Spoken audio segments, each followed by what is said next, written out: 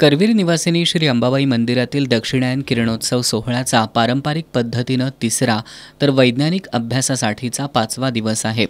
आज ढगाळ वातावरणामुळे किरणोत्सव पूर्ण क्षमतेनं झाला नाही।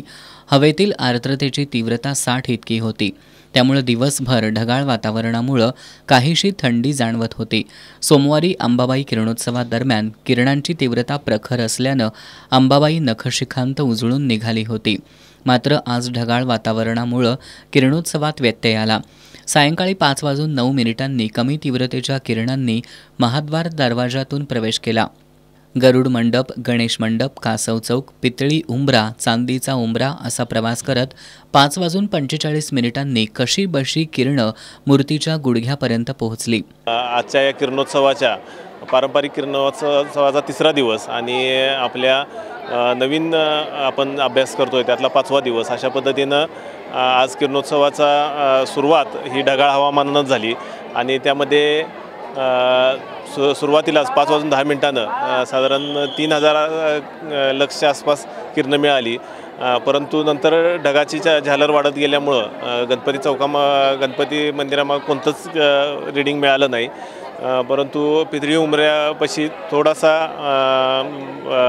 किरणांचा तिथं शिरकाव झाला आणि तिथून अतिशय धीम्या गतीनं आणि अतिशय कमी तीव्रतेची किरणं ही गाभाऱ्यापर्यंत पोचली। 5:42 चरणस्पर्श होऊन ही किरणं 5:46 म्हाळुंगापर्यंत जाऊन थांबली आणि तिथपर्यंत हा किरणांचा प्रवास राहिला। 0.3 लक्स इतक्या कमी तीव्रतेनं, म्हणजे एक मेणबत्तीच्या पेक्षा कमी तीव्रतेच्या क्षमतेची किरणं ही गाभाऱ्यापर्यंत पोचलेली दिसली। त्यातच काही अडथळ्यांचा तिथं हे असल्यामुळं आज किरणांचा प्रवास तिथपर्यंतच झाला आणि ह्या आजच्या दिवसाचा किरणोत्सव ढगाळ हवामानामुळं एकदम कमी तीव्रतेच्या किरणांनीच साजरा झाला। किरणोत्सव पाहण्यासाठी मोठ्या संख्येनं भाविकांनी हजेरी लावली होती।